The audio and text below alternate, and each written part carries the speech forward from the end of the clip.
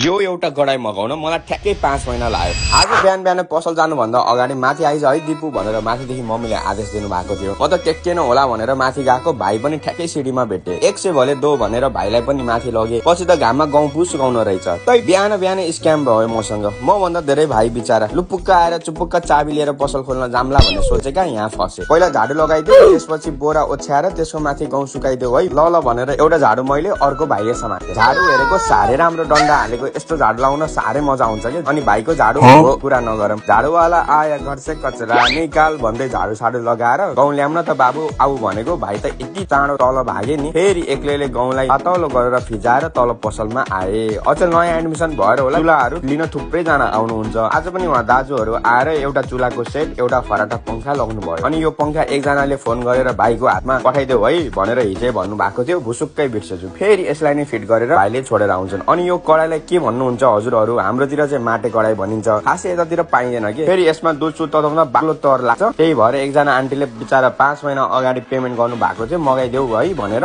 आज बल्ल पाए। अनि यत्रो टाइम कुर्नु भएको छ, घरसम्मै डेलिभरी गरिदिनु पर्छ भनेर बाहिर म भएर पुगाएर आउँछौँ। त्यसपछि एकजना अङ्कललाई कन्यादानको सामान बेचेर आजको दिन समाप्त हुन्छ। हस्त नमस्कार, अब भोलि भेटौँला है त।